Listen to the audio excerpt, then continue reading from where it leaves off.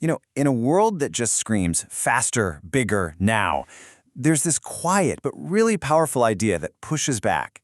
It challenges our whole obsession with speed and getting results instantly. And it's all built on one simple concept, the wisdom of taking it slow. So let me just ask you this, straight up. Think about your day, your goals. Are you actually moving with purpose, or are you just rushing? It's a huge distinction, especially now, in this age of nonstop hustle culture, where we're all taught to think that being busy is the same as being productive. And let's be real, this pressure is absolutely everywhere. We've got one-day shipping, instant downloads, and this constant feeling that we have to accelerate every single part of our lives. This whole cult of speed just creates this background noise of anxiety, right? That feeling that if you're not sprinting, you are falling behind. But what if that's all just wrong? What if the key to actually getting things done, to real achievement, isn't about frantic speed, but about being deliberate and intentional? Well, this simple card suggests a pretty radical alternative. Go slow. Okay, so let's break this down into three main principles. The first one is honestly the foundation for everything else. It's all about completely reframing what it means to make progress. See, this isn't some promise of overnight success.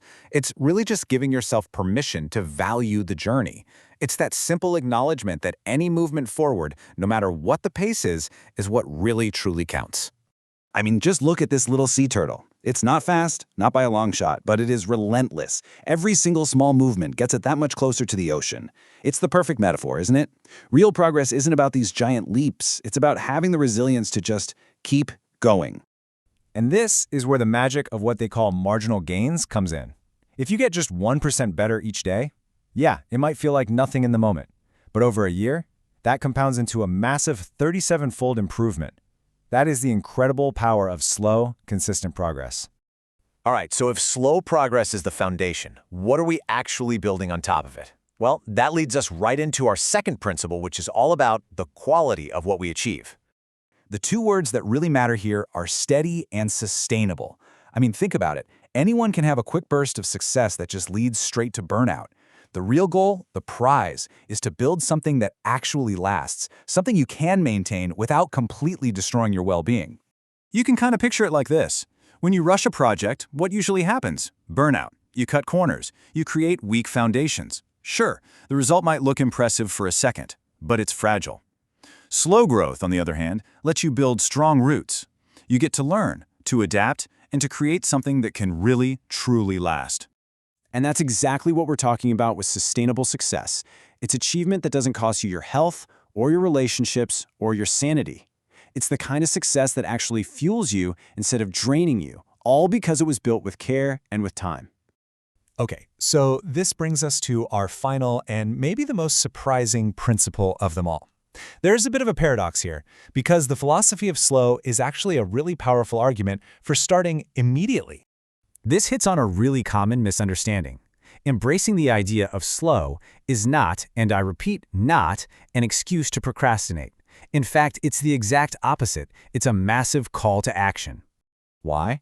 Because when you finally accept that you don't have to achieve everything overnight, all that pressure to be perfect just vanishes.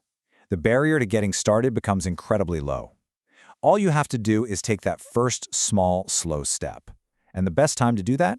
Right now. So how do you actually do it? It's really just a simple three-step process. First, acknowledge it. Just name that task you've been avoiding.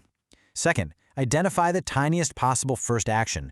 We're talking sending one email or writing one sentence. And third, the most important part, just do it. Do that tiny little thing right now. And that's it. You've broken the cycle. You've started. So, if we boil all this wisdom down, what do we get?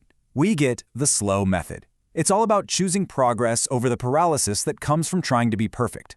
It's about building for sustainability, not just for speed. And most importantly, it's about taking action, no matter how small, instead of just staying stuck doing nothing. And that kind of leaves us with this one final thought. Forget about the whole mountain you have to climb tomorrow. Just focus on today. What is the one slow, steady, meaningful step you can take right now?